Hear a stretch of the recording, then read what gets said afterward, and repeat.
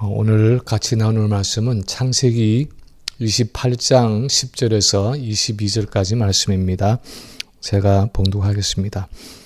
야곱이 베르세바에서 떠나 하란으로 향하여 가더니 한 곳에 이르러는 해가 진지라 거기서 유숙하려고 그곳에 한 돌을 가져다가 베개로 삼고 거기 누워 자더니 꿈에 본적 사닥다리가 땅 위에 서 있는데 그 꼭대기가 하늘에 닿았고 또 본적 하나님의 사자들이 그 위에서 오르락 내리락 하고 또 본적 여호와께서 그 위에 서서 이르시되 나는 여호와니 너의 조부 아브라함의 하나님이요 이삭의 하나님이라. 네가 누워있는 땅을 내가 너와 내 자손에게 주리니 내 자손이 땅에 티끌같이 되어 네가 서쪽과 동쪽과 북쪽과 남쪽으로 퍼져나갈지며 땅의 모든 족속이 너와 내 자손으로 말미암아 복을 받으리라. 내가 너와 함께 있어 내가 어디로 가든지 너를 지키며 너를 이끌어 이 땅으로 돌아오게 할지라. 내가 네게 허락한 것을 다 이루기까지 너를 떠나지 아니하리라 하신지라. 야곱이 잠이 깨어 이르되 여호와께서 과연 여기 계시거늘 내가 알지 못하였도다. 이에 두려워하여 이르되 두렵도다. 이곳이여 이것은 다름 아닌 하나님의 집이요 이는 하늘의 문이로다 하고 야곱이 아침에 일찍이 일어나 베개로 삼았던 돌을 가져다가 기둥으로 세우고 그 위에 기름을 붓고 그곳 이름을 베델이라 하였더라.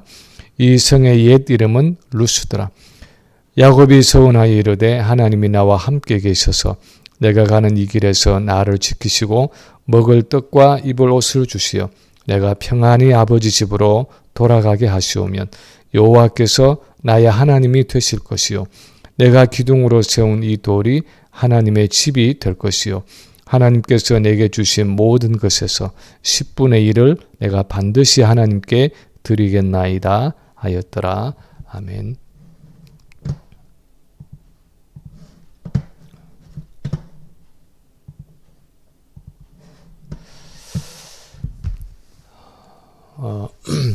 연말에 오랜만에 어느 친구 목사님을 만나게 되었습니다. 목사님과 이런저런 이야기를 나누다가 농담 반 진담 반 이제 자기는 목회를 그만두고 싶은 생각이 든다 하는 말을 하는 것을 제가 듣게 되었습니다. 그 이유를 들어보니까 교인들이 너무 변하지 않는다는 것이었습니다. 이렇게 평생 모든 것을 다 쏟아부어도 사람이 전혀 변하지 않는데 목회가 무슨 소용이 있느냐는 것입니다. 그냥 시간 낭비에 불과한 것 같아서 목회를 이제는 그만 접고 싶다 하는 말이었습니다. 그 목사님 이야기를 듣고 나서 나중에 혼자서 그 말을 곰곰이 생각해 보게 됐습니다. 그 목사님이 말한 것처럼 사람은 정말 변하지 않는 것인가? 아니면 사람은 변하는 것인가? 저는 나름대로 사람은 변한다는 결론을 내렸습니다. 다른 이유들도 있지만 무엇보다도 성경에서 그 변화의 예들을 분명하게 보기 때문입니다. 그 중에 가장 은혜로운 변화가 야곱의 변화입니다. 성경에서 사실 야곱처럼 성격이 좋지 않은 사람도 드뭅니다. 소위 인간성이 좋지 않은 사람에 속하는 것이 야곱입니다. 그 이름부터가 별로 기분이 좋지 않은데 야곱이라는 그 이름의 뜻은 발꿈치를 잡은 자 하는 뜻입니다. 태어났을 때 쌍둥이였는데 형의 발꿈치를 잡고 나왔다고 해서 야곱이라는 이름을 붙였습니다. 발꿈치를 잡은 자라는 뜻이면서 그 이름은 기회주의자로서의 야곱의 성품을 아주 잘 나타내는 이름입니다. 한 번은 형 에서가 사냥을 갔다 와서 허기가 져 있을 때 자기가 쓰고 있는 그 죽 한 그릇을 주고 형의 장자의 권리를 빼앗습니다. 그리고 물론 어머니 리브가가 주도하기는 했지만 어쨌든 나이가 많아서 눈이 먼 그 아버지 이삭을 속여서 형이 받을 축복을 중간에서 가로챕니다. 그리고 외삼촌 라반의 집에 20년 있는 동안에도 그 외삼촌과 품삯 문제로 썩고 속이면서 서로 엎치락뒤치락 하며 살아갔습니다. 그런데 야곱의 나이가 이제 130세가 되어서 흉년 속에서 요셉 덕분에 온 가족들이 애굽에 이주를 해서 애굽왕 바로 앞에 서 있는 그 야곱을 보면 이전과는 완전히 다른 변화된 야곱의 모습을 볼 수 있습니다. 창세기 47장 9절에 보면 바로가 야곱의 나이를 물었을 때 야곱이 이렇게 대답합니다. 내 나그네 길의 세월이 130년이니이다. 내 나이가 얼마 못되니 우리 조상의 나그네 길의 연조에 미치지 못하나 험악한 세월을 보내었나이다. 그렇게 간교하고 간사하던 야곱이 이제는 하나님 앞에서 자아가 부수어진 겸허한 모습으로 자기의 지난 인생을 돌아보고 있는 것을 볼 수 있습니다. 뭔가 자아의 힘이 빠지고 더 이상 내 재주와 내 재간으로 무엇을 이루어 보려고 발버둥 치던 그 젊은 시절의 야곱이 아닌 것을 볼 수 있습니다. 뭔가 이제는 하나님의 손에 자기 인생을 다 맡기고 하나님의 주권과 인도하심에 온전히 순복하고 있는 겸손한 야곱의 모습입니다. 근데 사실 야곱이 이렇게 변하게 된 것은 하루아침에 이루어진 일이 아니었습니다. 야곱이 표현한 것처럼 그야말로 130년이 걸려서 이루어진 작업이었습니다. 아주 오랜 시간이 걸린, 야곱의 평생이 걸린 변화였습니다. 그런데 그 느린 변화에도 시작이 있었습니다. 야곱이 그 일생의 변화를 경험하는 첫 시점이 있었는데 그것이 바로 오늘 본문의 사건입니다. 오늘 본문은 하나님이 야곱의 인생에 주권적으로 개입한 사건이면서 야곱의 평생을 변화의 삶으로 이끌어간 결정적인 사건이었습니다. 그리고 사실 이것은 변화를 위해서 우리 모두가 경험해야 하는 사건입니다. 그래서 오늘은 신년을 맞아서 야곱의 인생에 어떤 사건이 일어났고 야곱은 어떻게 반응함으로써 변화의 길을 걸어갔는지를 함께 나눠보기를 원합니다. 첫째, 오늘 본문을 보면 그가 언약 백성이라는 그 하나님의 계시의 말씀이 야곱에게 주어졌습니다. 야곱이 언약 백성이라는 그 하나님의 말씀이 야곱에게 주어졌습니다. 오늘 본문을 보면 형이 받을 장자의 축복을 가르치고 나서 아버지가 돌아가시면 야곱을 죽이려고 하는 형 에서의 분노를 피해서 부모와 함께 살던 그 브엘세바에서 외삼촌 라반이 사는 하란을 향해 도피하게 되었습니다. 수백 킬로가 되는 먼 길을 걸어서 가는데 도중에 해가 저물어서 들에서 유숙하게 되었습니다. 그래서 돌을 베개 삼아서 들판에서 잠을 자는데 꿈을 꾸었습니다. 꿈에 사닥다리가 땅 위에 서 있는데 그 꼭대기가 하나님이 계신 하늘에 닿아 있고 천사들이 그 사닥다리를 오르락 내리락 하는데 꼭대기에서 하나님의 음성이 들려왔습니다. 그것이 13절에서 15절의 말씀입니다. 나는 여호와니 너의 조부 아브라함의 하나님이요 이삭의 하나님이라. 네가 누워있는 땅을 내가 너와 내 자손에게 주리니 내 자손이 땅의 티끌같이 되어 네가 서쪽과 동쪽과 북쪽과 남쪽으로 퍼져나갈지며 땅의 모든 족속이 너와 내 자손으로 말미암아 복을 받으리라 하는 말씀을 주셨습니다. 나는 여호와니 하면서 하나님이 자기 언약의 이름을 말씀해 주시는 것은 나는 언약의 하나님이니 하는 것과 같은 의미입니다. 너의 조부 아브라함의 하나님이요 이삭의 하나님이라 하는 것은 그 언약이 아브라함 때부터 시작되어서 아브라함, 이삭, 야곱으로 이어져 내려오고 있다는 의미입니다. 그래서 아브라함에게 하셨던 그 언약의 약속, 다시 말하면 내 자손이 땅에 티끌같이 되어 사방으로 퍼져나가고 땅의 모든 족속이 너와 내 자손으로 말미암아 복을 받으리라 하는 그 약속이, 아브라함에게 하신 그 약속이 언약의 자손인 이삭에게, 그리고 이제 야곱에게도 적용이 되는 유효한 약속이라는 것입니다. 그리고 결론적으로 하나님은 야곱에게 이렇게 말씀하십니다. 15절에 보면 내가 너와 함께 있어 네가 어디로 가든지 너를 지키며 너를 이끌어 이 땅으로 돌아오게 할지라. 내가 내게 허락한 것을 다 이루기까지 너를 떠나지 아니하리라. 다시 말하면 야곱이 언약의 백성이기 때문에 하나님이 야곱과 항상 함께 계셔서 어디로 가든지 그를 지키시고 그를 인도해 주셔서 반드시 고향으로 다시 돌아오게 해 주신다는 것입니다. 하나님이 야곱을 통해 이루기를 계획하고 허락하신 것을 다 이루기까지 그를 절대로 떠나지 않는다는 하나님의 임재의 약속을 주신 것입니다. 하나님이 하신 말씀을 요약하면 너는 내 언약의 백성인데 그래서 너는 나의 약속과 비전을 가지고 있고 네가 그 비전을 다 이루기까지 내가 너를 떠나지 않을 것이다 하는 약속이었습니다.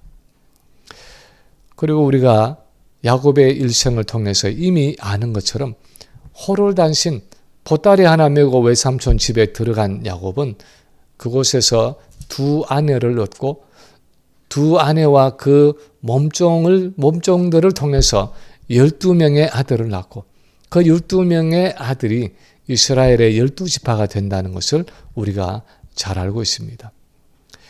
야곱의 가족 70명이 애굽으로 이주를 해서 그곳에서 장정만 60만이 되는 전체가 200만이 넘는 한 민족을 이루어서 400년 후에 애굽을 탈출해서 이스라엘이라는 나라를 이루게 된다는 것을 우리가 알고 있습니다.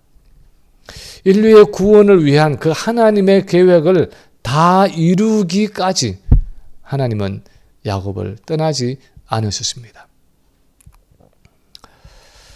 우리는 지금까지 야곱이 어떤 신앙생활을 해왔는지 모릅니다. 그러나 적어도 자신이 언약 백성이라는 말은 들었을 것입니다. 아버지 이삭은 물론이고 할아버지 아브라함과 함께 사는 동안에 자기에게 나타나신, 아브라함에게 나타나신 그 여호와 하나님과 또 아브라함에게 주신 그 언약의 약속들에 대해서 들었을 것입니다. 그러나 오늘 이 사건은 조상들로부터 말로만 듣던 그 여호와 하나님이 그에게 직접 나타나서 말씀해 주신 사건이었습니다.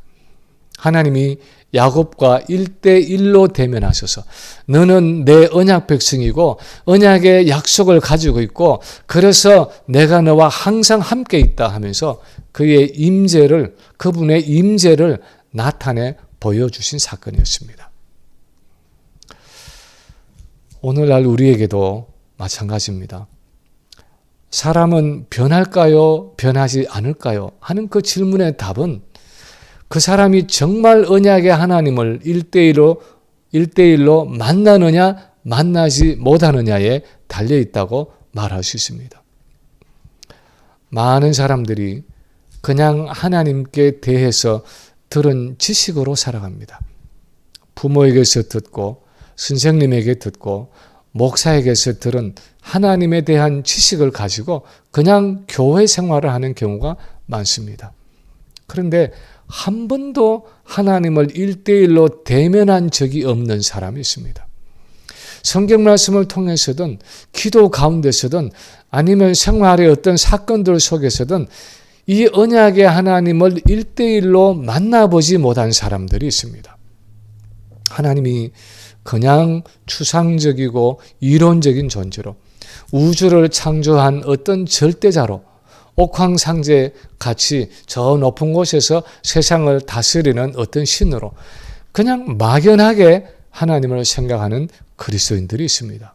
그러나 진정한 변화는 오늘 본문의 야곱처럼 언약의 하나님을 1대1로 대면하는 거기에서 출발한다는 것입니다. 그 하나님과의 만남이 우리에게 필요하고 우리 일생에 반드시 일어나야 하는 일이라는 것입니다. 그리고 그 하나님을 1대1로 만났다면 그분은 내 언약의 하나님이시고 나를 향해서 언약의 약속을 가지고 계시고 그 약속과 계획을 다 이루기까지 결코 나를 떠나지 않는 분이라는 사실을 기억해야 하는 것입니다. 만일 우리가 믿는 하나님이 그런 하나님이 아니라면 사실 우리는 성경이 말하고 있는 하나님을 믿지 않고 있는 것입니다. 지금도 길에 나가서 지나가는 사람을 붙잡고 Do you believe in God? 당신은 하나님을 믿습니까? 하고 물으면 이 미국에서는 90% 이상의 사람들이 Yes, I do. 예, 나는 하나님을 믿습니다. 라고 답한다고 합니다. 심지어는 우리가 쓰는 1불짜리 지폐에도 In God we trust. 우리가 믿는 하나님 안에서 라는 글귀가 쓰여져 있습니다. 그런데 그 하나님이 정말 성경이 말하는 언약의 하나님입니까? 성경의 하나님은 자기 언약 백성을 떠나지 않으시고 계획하신 그 모든 것들을 반드시 이루시는 하나님이라고 말씀하고 있습니다. 두 번째로 오늘 이 본문이 말씀하는 것은 이 하나님의 계시의 말씀에 반응해서 야곱은 자신이 하나님의 언약 백성이라는 새로운 자기인식을 가졌다 하는 사실입니다. 야곱은 자기가 하나님의 언약 백성이라는 새로운 인식을 가지게 되었다는 것입니다. 하나님이 그 사닥다리 꼭대기의 하늘에서 이렇게 말씀하셨을 때 드디어 야곱은 자신과 또 자기의 삶에 대한 전에 없던 새로운 깨달음을 얻게 되었습니다. 그래서 잠에서 깨어나자마자 이렇게 말합니다. 16, 17절을 보면 여호와께서 과연 여기 계시거늘 내가 알지 못하였도다. 두렵도다 이곳이요. 이것은 다름 아닌 하나님의 집이요. 이는 하늘의 문이로다. 야곱은 하나님의 언약 백성으로 지금까지 살아오면서도 한 번도 자기 삶 속에 하나님 임재 의식을 가져본 적이 없었습니다. 오늘 하나님이 꿈에 말씀하신 것처럼 언약의 하나님이 항상 자기와 함께 계시고 자기의 모든 일을 친히 이루어 가신다는 그 생각을 한 번도 해본 적이 없었습니다. 사실 그래서 지금까지 이렇게 간교하고 비열하게 아둥바둥하며 살아온 것이었습니다. 어떻게 하면 형이 받을 복을 내가 먼저 가로채고 어떻게 하면 내가 내 삶이 성공할 수 있을지 온갖 기회를 가능한 모든 기회를 붙잡기 위해서 그렇게 머리를 굴리면서 살아온 것입니다.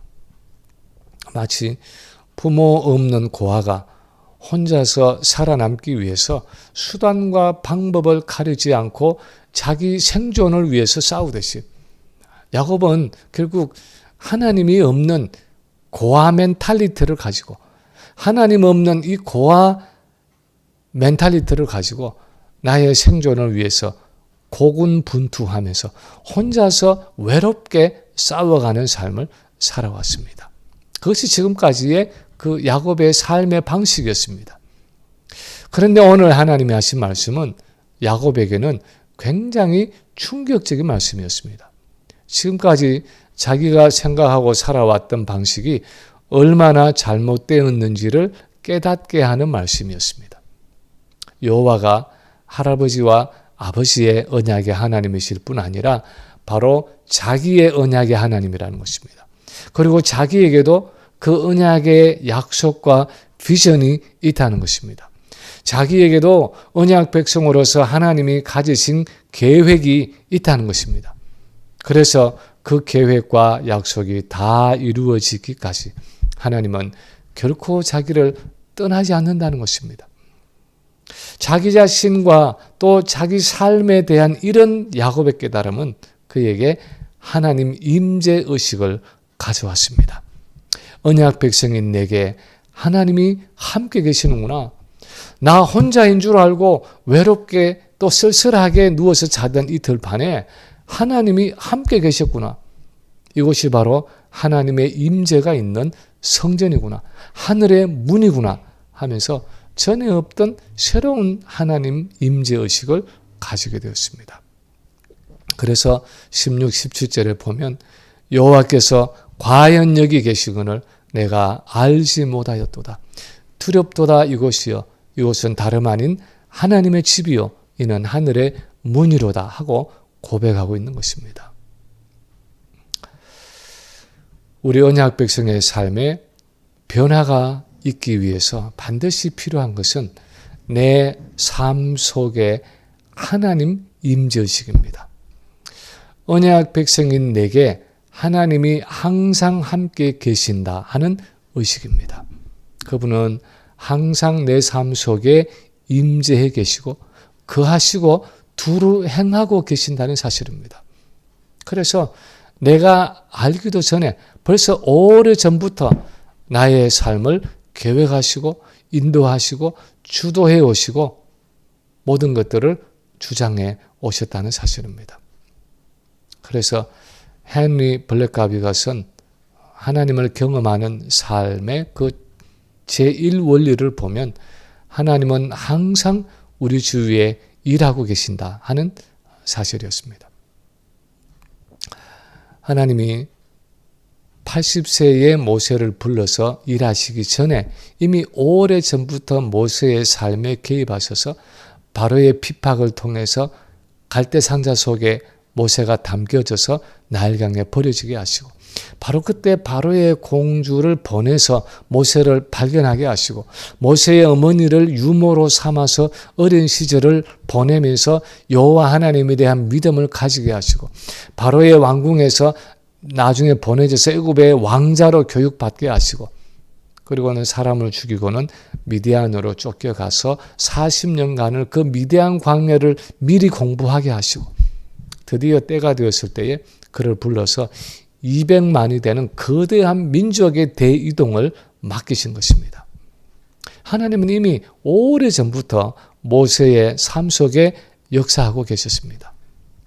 그런데 야곱뿐 아니라 모세뿐 아니라 그 이후에 여러 믿음의 선조들뿐 아니라 우리 모든 언약 백성들의 삶에는 항상 하나님이 함께 거하시고 두루 행하시기 때문에 언약 백성의 의식 중에서 가장 중요한 것이 바로 이 하나님 임재 의식이라는 것입니다.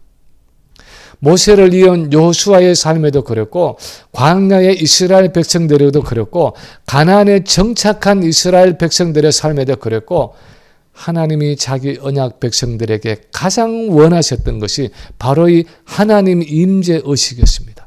하나님이 그들과 항상 함께 계시고 그들 가운데 두루 행하고 계신다는 사실이었습니다. 그런데 안타깝게도 이스라엘은 그 일에 끊임없이 실패했고 심지어 임마누엘 즉 함께 계시는 하나님이라는 이름으로 메시아가 오셨는데도 그분을 믿지 않았습니다. 그래서 하나님은 마침내 성령을 통해서 우리 안에 가장 가까이에 찾아오신 것입니다. 새해에 우리에게 가장 필요한 것이 무엇입니까? 이 2023년에 새해로 시작하면서 우리에게 가장 큰 도전이 무엇입니까? 내가 바로 하나님의 언약 백성이기 때문에 언약의 하나님이 나와 항상 함께 계시고 내 삶 속에 두루 행하고 계시고 그래서 지금도 내 삶을 통해서 그분이 계획하신 뜻을 이루어 가고 계신다는 그 사실을 믿고 붙드는 것입니다. 그 하나님 임재 의식을 가지고 살아가는 것입니다. 한국 교회의 그 초기 성결교 부흥사였던 이성봉 목사님은 아무리 추워도 오른쪽 손을 늘 주머니 밖으로 내놓고 주먹을 쥐고 다녔다고 합니다. 그래서 어느 날 친구 목사님들이 물었습니다. 이 목사, 자녀는 이 추운데 왜 그렇게 오른손을 주머니 바깥에 내놓고 주먹을 불끈 쥐고 다니는가? 그때 이 목사님이 그렇게 대답했다고 합니다. 모르는 소리 말게 내 이 오른손은 지금 예수님의 손을 잡고 걸어가고 있지 않은가?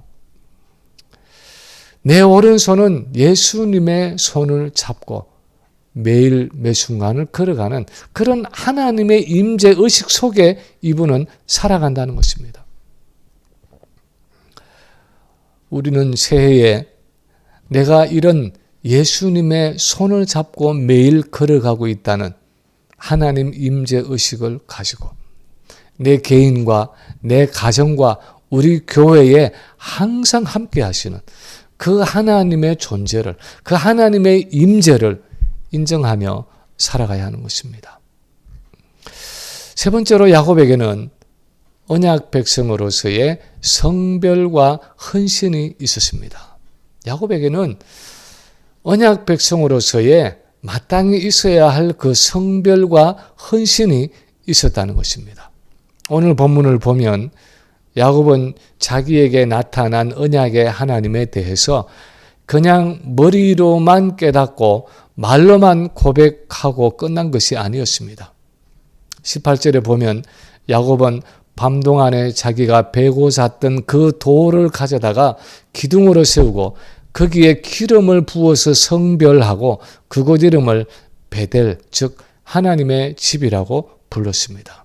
그것은 하나님이 지금 말씀하신 것처럼 언약의 하나님이 바로 거기에 임하여 계시기 때문에 그곳은 거룩한 곳이고 언약 백성인 자기 삶 속에 있는 그 하나님의 임재는 거룩한 임재라는 것을 인정한다는 의미였습니다. 다시 말하면 야곱은 지금 자기의 존재와 삶을 하나님 앞에 성별한 것입니다. 말씀하신 것처럼 내가 하나님의 언약 백성이라면 이제부터는 나의 존재와 삶이 거룩한 삶이고 구별된 삶이라는 것을 인정한다는 의미였습니다. 그래서 20절 이하에 보면 이렇게 서원합니다. 하나님이 지금 말씀하신 것처럼 정말 그렇게 내 삶 속에 항상 함께 하셔서 떠나지 않고 그분의 목적을 다 이루신다면 하나님은 진정으로 내 언약의 하나님이 되시고 나는 이제 하나님의 언약 백성답게 하나님의 언약 백성으로 그렇게 살아가겠다는 것입니다. 그 증표로 이제부터 하나님이 내게 주신 모든 것에서 10분의 1을 반드시 하나님께 드리겠다고 서원하고 있습니다. 내 소득의 10분의 1을 하나님께 드린다는 것은 단순히 요즘 몇 퍼센트를 세금으로 떼어내듯이 하나님께 내 소득의 한 부분을 떼어드리겠다는 의미가 아니라 언약 백성으로 내 존재와 생명이 하나님의 소유이고 내게 주신 이 모든 것이 바로 약속하신 것처럼 하나님이 나와 항상 함께 하심으로 내가 얻은 결과이고 열매라는 것을 인정한다는 의미였습니다. 그래서 지금 야곱은 나는 하나님의 언약 백성으로서 구별되고 성별된 삶, 헌신된 삶을 살아가겠다는 것을 하나님 앞에서 서원하고 결단하고 있는 것입니다. 물론 야곱의 이 헌신이 완전한 것은 아니었습니다. 그러나 적어도 이 베델에서의 야곱의 결단과 헌신은 앞으로의 그의 신앙생활에 있어서 거듭 하나님께 돌아오게 하는 헌신의 시작이 되는 것을 볼 수 있습니다. 언약 백성으로서의 우리의 삶이 변화되고 새로워지고 하나님의 뜻을 이루게 되는 것은 그냥 저절로 되어지는 것이 아니라 하나님의 계시의 말씀을 통해서 우리가 누구인지를 바로 깨닫게 되고 그것에 합당한 헌신과 결단이 있을 때입니다. 우리가 약 1, 2개월 전에 사사기 큐티를 하면서 삼손의 삶에 대한 말씀을 같이 묵상했습니다. 저는 그 말씀들을 묵상하면서 개인적으로 삼손에 대해서 참 안타까운 마음이 많았습니다. 참 마음이 아팠습니다. 하나님의 나실인으로서 이스라엘의 사사로서 삼손이 정말 하나님 앞에서 자신을 거룩하게 구별하고 지켜야 할 서원을 마지막까지 지켰더라면 하나님이 얼마든지 더 그를 사용할 수 있었을 것입니다. 그러나 거기까지였습니다. 그것이 삼손이 가진 인간적인 한계였습니다. 나시린으로서 자신을 성별하지 못하고 서원을 지키지 못했을 때 그것은 개인의 실패였을 뿐 아니라 이스라엘 전체의 손실이었습니다. 그런데 저는 오늘날 그리스도인들 중에서도 많은 삼손들을 봅니다. 하나님의 언약 백성으로 부름을 받고 너는 나의 언약 백성이다. 내가 너와 함께 하겠다. 내가 너를 통해 이루어야 할 일들이 있다. 네가 그 일을 다 이루기까지 내가 너를 결코 떠나지 않겠다. 그렇게 말씀하시는데도 많은 그리스도인들이 묵묵부답으로 살아갈 때가 많습니다. 그냥 아무런 생각 없이 살아가는 경우가 있습니다. 그냥 세상에 취해서 육신의 정욕과 안목의 정욕과 이생의 자랑이라는 그 세상의 즐거움에 빠져서 영적인 나시른으로서 하나님의 언약 백성으로서 내가 가져야 할 성별의식과 지켜야 할 서원을 잊어버리고 세상 사람과 전혀 다르지 않은 생각과 모습으로 살아가는 많은 그리스도인들을 봅니다.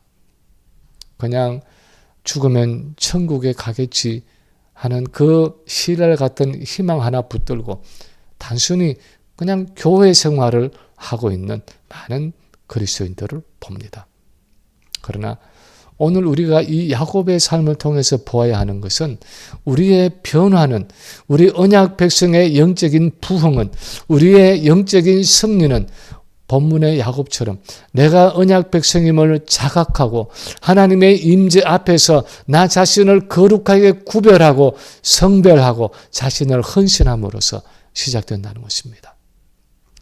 야곱같이 그렇게 간사하고 비열한 성품을 가지고 태어난 사람도 이런 헌신과 결단을 통해서 마침내 이스라엘 역사의 기둥이 되는, 초석이 되는 그런 믿음의 인물로 변화되어지는 역사가 일어난다는 것입니다. 물론 야곱의 경우처럼 한 번으로 모든 것이 끝나는 완벽한 헌신은 아닐 수 있겠지만 그런 헌신의 시작이, 그런 헌신의 반복이 결국 우리를 하나님의 사람으로 만들어가고 하나님이 원하시는 삶을 살아가게 한다는 것입니다. 거기에서 우리의 변화가 시작된다는 것입니다. 이제 말씀을 마칩니다. 정말 사람은 변하는 것입니까? 정말 변한다면 어떻게 변하는 것입니까? 우리의 변화는 하나님의 말씀에서부터 시작됩니다.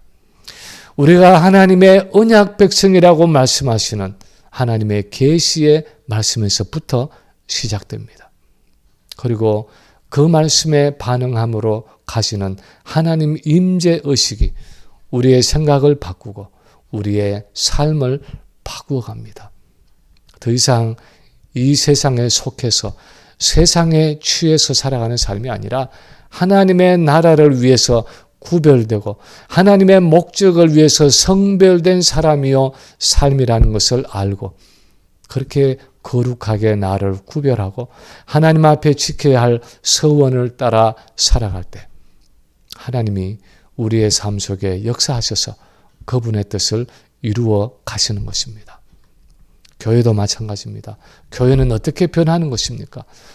이 교회는 그리스도의 교회이고 하나님이 세우신 언약 공동체라는 하나님의 말씀에서 시작됩니다. 이 교회 안에 하나님의 영이 임하여 계시고 하나님이 이 교회 안에 운행하고 계시고 모든 일을 주도하고 계시고 그분의 일을 이루어가고 계신다는 사실을 기억하고 두렵고 떨림으로 하나님 임재 의식을 가지고 예배하고 기도하고 봉사하고 이 모든 사역을 해나갈 때 하나님이 친히 교회 안에 역사하셔서 교회를 향해 가지신 그분의 계획과 목적을 이루어 가시는 것입니다. 올 한 해 우리 모두가 다 이런 언약 백성의 의식을 가지고 우리 자신을 하나님 앞에 온전히 헌신함으로 하나님이 우리와 항상 함께 계시고 우리 가운데 역사하시고 그분의 모든 뜻을 마음껏 이루어 가시는 우리 자신과 가정과 교회의 삶이 되어지기를 주님의 이름으로 간절히 축원합니다.